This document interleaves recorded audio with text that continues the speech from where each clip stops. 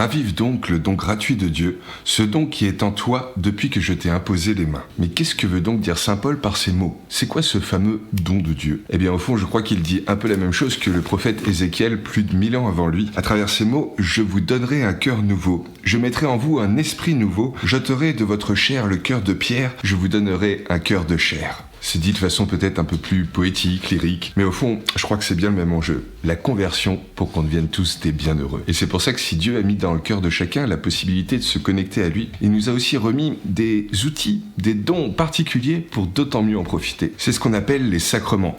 Le baptême, la communion, le pardon, le mariage. Un total de 7 rites particuliers pour toujours mieux profiter de toutes les grâces qu'il veut nous donner. Et si pour le coup, c'est ce qu'on voyait dans cet épisode. Est-ce qu'il y en a qui sont obligatoires, certains peut-être meilleurs que d'autres, et au fond, qu'est-ce qu'il nous apporte ?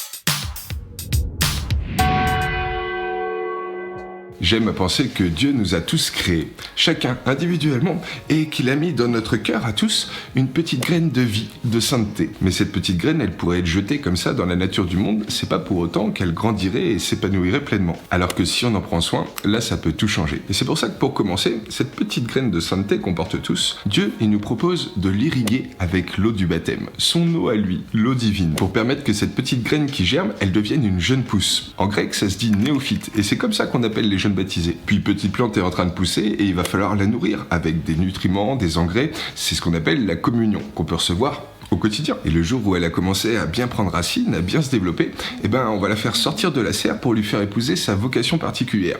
Et forcément, ce jour-là, il va falloir la transplanter et de nouveau prendre soin d'elle. C'est ce qu'on appelle la confirmation. Et pour une même variété de graines, prenons l'exemple d'arbres fruitiers, il va y avoir toute une multitude de vocations. Ça peut être d'orner le jardin d'un particulier, trouver sa place au cœur d'un verger, ou encore devenir un joli petit bonsaï d'ornement. Il y a tout plein de vocations comme ça qui sont différentes, et au fond, aucune qui est meilleure qu'une autre. Mais pour 2 d'entre elles en particulier, Dieu offre ses sacrements, ses dons à lui de super jardinier. C'est le mariage, où d'une certaine façon, il va falloir effectuer des bouturages pour permettre que cette jeune pousse qui est en train de grandir, elle puisse donner de nouvelles variétés, ou l'ordination, le jour où certains deviennent diacres, prêtres ou évêques, et où, d'une certaine façon, comme un petit bonsaï, il va falloir régulièrement couper les racines pour permettre qu'ils épousent pleinement la vocation à laquelle ils sont appelés, et qui risquent pas trop de se développer. Quelle que soit comme ça la vocation de notre futur petit fruitier, il n'y en a pas une qui est mieux qu'une autre. La meilleure au fond, pour chacun, c'est celle qui lui convient, celle qui va lui permettre de pleinement se révéler et rayonner. Et forcément, dans ce chemin de croissance dans la vie, il y a des fois où on risque d'être abîmé et on a besoin d'être guéri. Et bien ce sont les 2 derniers sacrements, avec notamment celui de la réconciliation, où d'une certaine façon, ce merveilleux jardinier vient prendre soin par exemple des racines qui ont été empoisonnées, et le sacrement des malades, où d'une certaine façon, il vient réparer les branches qui ont été cassées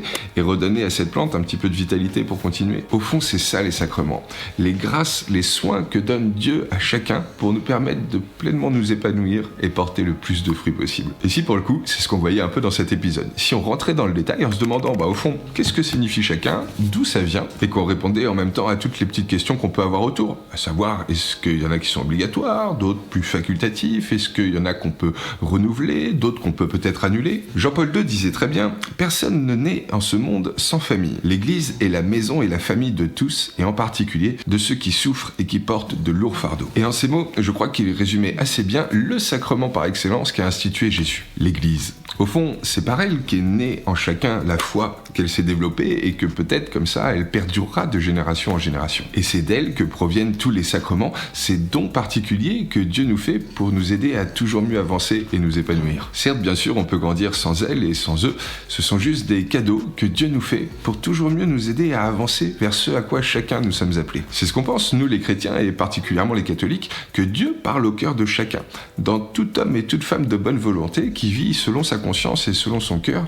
Oui, Dieu parle, mais par Jésus-Christ, on pense qu'il s'est révélé de façon plus pleine, plus entière, et que par lui, il nous a remis 7 outils, 7 signes pour nous aider à toujours plus porter du fruit. Ce sont ces signes sacrés à travers lesquels Dieu agit en nous. Jésus lui-même, d'ailleurs, lorsqu'il faisait ses miracles et ses guérisons, avait à la fois des paroles, mais aussi des gestes qui permettaient cette transformation. Comme par exemple avec cet aveugle auquel Jésus va prendre un peu de salive, lui mettre sur les yeux et lui imposer les mains pour lui offrir de guérir. Eh bien, c'est exactement ça que l'Église reproduit encore aujourd'hui. Des gestes, des paroles, des rites pour aider à ce que les dons de Dieu passent à travers nous et puissent nous aider à toujours mieux avancer. Et le premier de tous, bien entendu, c'est le baptême. La finale de l'évangile selon saint Matthieu. Allez, de toutes les nations, faites des disciples et baptisez-les au nom du Père et du Fils et du Saint-Esprit. Amen. Le baptême, au fond, c'est le sacrement qui nous fait devenir chrétiens, par lequel on rentre dans la famille de Dieu. Et d'ailleurs, ce qui est magnifique, c'est qu'il est reconnu par toutes les confessions chrétiennes, qu'on soit orthodoxe, protestant ou catholique, c'est le même baptême. Et c'est donc, comme je le disais dans cette petite image de tout à l'heure, le jour où, d'une certaine façon, Dieu nous irrigue de son eau divine pour nous donner de pleinement pousser, grandir et totalement nous épanouir. Ce jour-là, c'est celui où l'alliance entre lui et nous est matérialisée, comme si un petit fil était tissé entre son cœur à lui et le nôtre à chacun, pour nous permettre toute notre vie de nous sentir pardonnés, libérés du péché et de toute la culpabilité qu'on peut emporter, mais aussi nous ouvrir les portes de la vie pour l'éternité. C'est ça le baptême. On sait qu'il y aura peut-être la mort physique, mais que, au final, ce qui nous attend, c'est une petite place là-haut, que lui-même nous a préparée pour chacun et chacune d'entre nous. Et ça change tout. Mais n'empêche que malgré tout ça, on a beau avoir été rempli totalement d'Esprit Saint, au cours de notre vie, il y a des fois où il s'évapore, ou alors on trébuche, et d'une certaine façon, on en a un peu moins en nous. Et le sacrement qui nous permet au quotidien de pouvoir toujours mieux nous recharger de lui, c'est ce qu'on appelle la communion, l'Eucharistie. Vous vous souvenez, on en parlait la dernière fois. Au cours de son dernier repas, Jésus a institué ce moment où il rompt le pain, il rend grâce, il le distribue à ses disciples et il dit « Ceci est mon corps, mangez et faites cela en mémoire de moi ». C'est fou, mais d'une certaine façon, par amour, il s'est livré pour nous, pour permettre que, en le mangeant, il vienne habiter en nous. Et souvenez-vous ce que je dis souvent, on devient ce qu'on mange. Si on devait manger burger tous les jours, il y a des chances qu'on finisse par ressembler à un burger. Et c'est exactement la même chose avec la communion.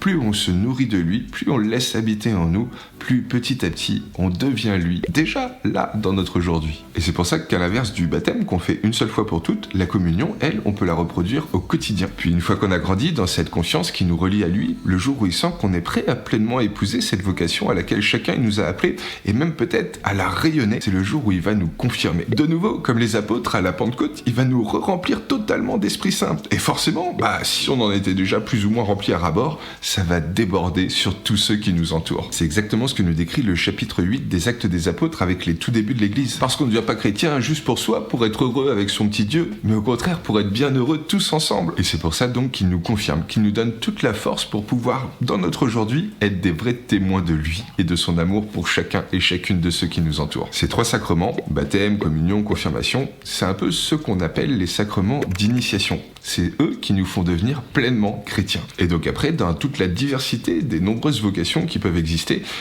Dieu fait des dons en particulier pour deux d'entre elles, le mariage et l'ordre. Il s'attachera à sa femme et tous deux deviendront une seule chair. C'est ça au fond que représente le mariage. Pour ceux qui ont envie de s'unir pour la vie, ne former plus qu'un jusqu'à la fin pour pouvoir pleinement rayonner tout simplement son amour à lui pour tous nos prochains. Et forcément, ça va être jalonné de difficultés, de tempêtes et c'est pourquoi Dieu offre ce don particulier aux deux jeunes mariés pour les aider à vivre tout ce qu'ils auront à traverser. Une vraie grâce en fait pour les aider par leur alliance à devenir pleinement bienheureux et à témoigner tout autour d'eux par leur amour, ce qu'est l'amour de Dieu. Une autre vocation particulière, c'est celle de ceux qui vont devenir diacres ou prêtres ou évêques, et qui nous est notamment narrée dans les Actes des Apôtres au chapitre 6, avec l'institution des tout premiers diacres. Depuis le début, Jésus a institué des apôtres avec une mission particulière pour être envoyés au monde, témoigner de la bonne nouvelle et dispenser les sacrements dont on parle aujourd'hui. Et encore 2000 ans après, l'Église a toujours gardé cette forme de hiérarchie, pas un truc dominant autoritaire, mais plutôt au contraire une forme de gouvernement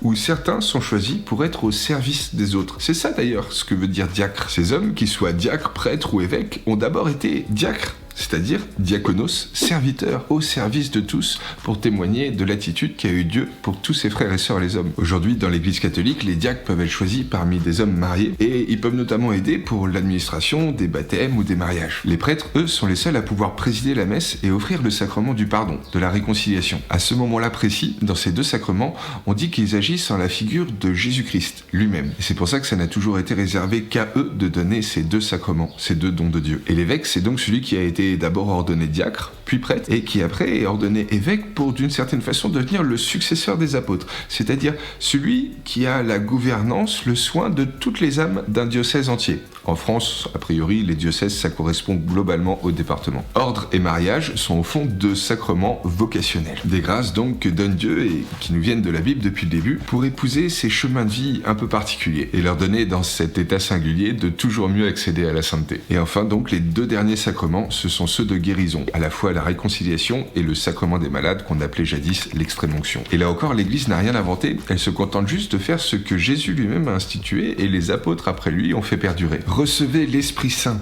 et à qui vous remettrez ses péchés, ils seront remis. Ce qu'on appelait jadis la confession, et qui porte aujourd'hui plutôt le nom de sacrement du pardon ou de réconciliation, c'est pas juste le prêtre qui dit comme ça « je te pardonne, va en paix, et puis d'une certaine façon, tu peux refaire tout ce que tu veux, c'est bon, t'es pardonné ». Non, c'est juste se sentir réconcilié par Dieu et avec lui, en nous-mêmes et avec les autres. Se sentir allégé de toute cette culpabilité qu'on peut porter, et tout simplement, au fond de nous, ressentir que lui, là-haut, il nous voit mieux que tout ça. Tout ce qu'on a pu faire de mal. C'est pour ça que c'est si nécessaire et si heureux qu'il nous l'ait donné. Et enfin, le dernier des sacrements, c'est d'ailleurs pour ça qu'avant on l'appelait l'extrême-onction, c'est celui qui nous vient de la lettre de Saint Jacques. L'un de vous est malade, qu'il appelle les anciens de l'Église, ils prieront sur lui après lui avoir fait une onction d'huile au nom du Seigneur.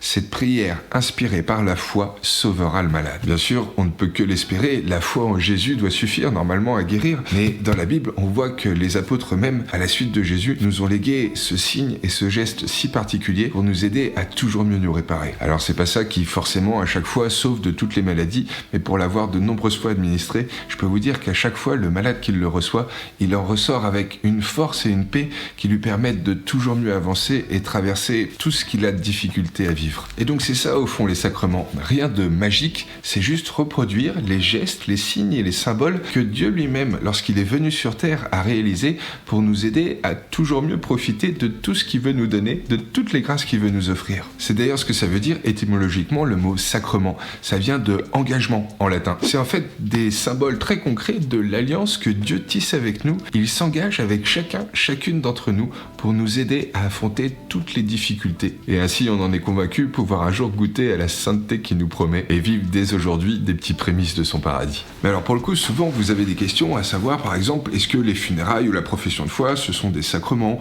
Est-ce qu'on peut renouveler notre baptême? Est-ce qu'il y en a qui sont meilleurs que d'autres? Etc. etc. Et bien sachez déjà que les sacrements, ça ne s'administre qu'à des vivants. Une fois qu'on est mort, Dieu s'occupe de nous là-haut en ligne directe. Les sacrements, c'est donc des dons de Dieu qui nous fait aujourd'hui pour nous aider à avancer en cette vie. Et il ne faut pas confondre ce qu'on appelle sacrements, des sacramentaux ou encore de la dévotion. Et même de la charité d'ailleurs. Souvenez-vous, la semaine dernière, on voyait qu'avec l'évangéliste Saint Jean, il met presque au même niveau le service du frère que les sacrements. Un même moyen en fait pour profiter et faire profiter des grâces, des dons que Dieu veut nous donner. Ce qu'on appelle classiquement la dévotion populaire, ça va être par exemple nos prières personnelles, mais aussi les pèlerinages, les retraites spirituelles qu'on peut effectuer ou encore la vénération des reliques. Et les sacramentaux, ça ressemble donc aux sacrements, on retrouve un peu la même racine, ça va être par exemple toutes les bénédictions, les exorcismes, les professions de foi. Toujours au fond des moyens de profiter de tout ce que Dieu veut nous partager, mais les sacrements, c'est comme si ça le permettait à un degré encore plus singulier. Tout simplement en fait parce que c'est Jésus lui-même qui les a institués et qui nous a invités après lui à nous les administrer. La profession de foi, qu'on confond d'ailleurs souvent avec un sacrement en pensant que c'est aussi important. Certes, ça l'est, mais en fait, c'est pas du tout dans le même sens. Le sacrement, c'est toujours un don que Dieu nous fait à nous pour nous aider à avancer, alors que la profession de foi, c'est plutôt nous qui lui répondons par notre désir de confiance. Professer, dire tout haut, notre foi, notre confiance. On a été baptisé, on commence à le connaître, on se nourrit régulièrement de lui par son Eucharistie, et quand on a ce qu'on appelle l'âge de raison, on peut lui dire de tout notre cœur que oui, on a envie de marcher à sa suite, on a envie d'avoir confiance en lui. C'est ça, la profession de foi. Alors une question qui revient régulièrement, c'est de savoir si tout ça, c'est obligatoire. Je vous répondrai que je pense que c'est juste un bonus que lui-même nous a laissé pour nous aider à toujours mieux cheminer vers lui et par conséquent, toujours plus porter du fruit et goûter au paradis dès aujourd'hui. Après tout, lui, il peut tout. Et donc, même si peut-être qu'on n'a pas tout fait, même si parfois on s'est un peu perdu dans le péché, si on l'accepte, lui, il pourra toujours nous sauver. Mais sûrement que les sacrements, c'est un moyen d'autant plus parfait pour pouvoir dès aujourd'hui goûter à tout ce qu'il nous promet. Il n'y a rien de sorcier ou magique là-dedans. C'est pas eux qui font la foi, mais c'est eux qui par contre lui permettent de se développer et de trouver par conséquent ce à quoi moi personnellement je suis appelé. Il n'y a pas de vocation qui soit meilleure qu'une autre, qu'on soit célibataire, marié, prêtres, religieuses, moines, on est tous avant tout baptisés et donc tous appelés à trouver le chemin qui nous convient pour avancer vers la sainteté qu'il veut nous donner. Et ça, c'est quelque chose que l'Église travaille beaucoup aujourd'hui. Sûrement du fait de l'actualité, parce qu'il y a de moins en moins de prêtres, et puis aussi peut-être à cause de tous les scandales et même les agressions que l'Église a pu connaître ces dernières décennies. Elle a notamment cherché à mieux ancrer sa théologie, notamment à partir de ce qui est le dénominateur commun de tous les chrétiens, le baptême. Parce que comme nous le dit Saint Pierre, au fond, on est tous des pierres vivantes qui sommes invités à entrer dans la construction de la demeure spirituelle de Dieu pour devenir nous-mêmes un sacerdoce saint. Et ça, tous les baptisés. Le jour où on devient enfant de Dieu, où on entre dans la vie éternelle, le prêtre, en lisant le rituel, va dire à un moment que celui qui est baptisé devient prêtre, prophète et roi. Ça ne veut pas dire qu'il deviendra forcément curé, mais ce qui est sûr, c'est que le prêtre, c'est celui qui, par le témoignage de sa vie, essaye de dire Dieu aux hommes. Le prophète, c'est celui qui, par ses mots, essaye de transmettre la parole de Dieu, pleine de réconciliation et d'espérance pour tous ses frères et sœurs les hommes. Et enfin, le roi, c'est pas celui qui domine et qui gouverne, c'est avant tout celui qui sert ses sujets. Et donc, c'est celui qui, par conséquent, est invité par sa charité à servir les autres comme Dieu lui-même le fait. Tous baptisés, tous pierres vivantes d'un même édifice, et il n'y en a pas certaines qui sont meilleures que d'autres. C'est l'Église de Jésus-Christ, donc de tous et pour tous. Et c'est pour ça qu'aujourd'hui, l'Église se réfléchit beaucoup, non plus sous un angle très clérical, avec les prêtres qui la gouvernent seulement, mais avec, au contraire, tous les baptisés dans ce qu'on appelle un esprit de synodalité. Tous au même niveau, pour tous se demander vers où le Seigneur veut nous conduire aujourd'hui. Et donc, à quoi ressemblera tout ça dans quelques décennies ? A priori, Dieu seul sait, mais ce qu'on peut légitimement espérer, c'est que la théologie aura continué de s'affiner, et notamment qu'elle offrira à tous les baptisés de pouvoir prendre part dans l'édification de l'Église et de son avancée. Vous voyez, dans tout ce que je vous ai dit aujourd'hui, même si on partage le baptême avec nos frères et sœurs chrétiens d'autres traditions, comme les protestants, les orthodoxes, eh bien, les autres sacrements, ils sont spécifiques aux catholiques. Et oui, dans l'histoire, l'Église de Jésus, l'Église de Dieu, selon les époques, selon les lieux, elle a pris et épousé des traditions un petit peu différentes. Et c'est ce qui fait qu'aujourd'hui, on a plusieurs confessions chrétiennes. Et si pour le coup, c'est ce qu'on essayait de voir la semaine prochaine. Quelles sont les différences entre, par exemple, les catholiques, les protestants, les orthodoxes, les évangéliques. Et d'ici là, peut-être, n'hésitez pas à méditer et à prier pour vous demander, au fond, quelle grâce Dieu met dans vos vies. Et quel rapport peut-être vous avez au sacrement, notamment à la communion et au pardon qu'on peut recevoir si souvent. Est-ce que vous faites l'expérience que chaque fois que vous y allez, en vous, il y a quelque chose de transformé ? En tout cas, c'est tout ce que je vous souhaite vraiment d'expérimenter. À dimanche prochain, et d'ici là, que Dieu vous bénisse, chers amis.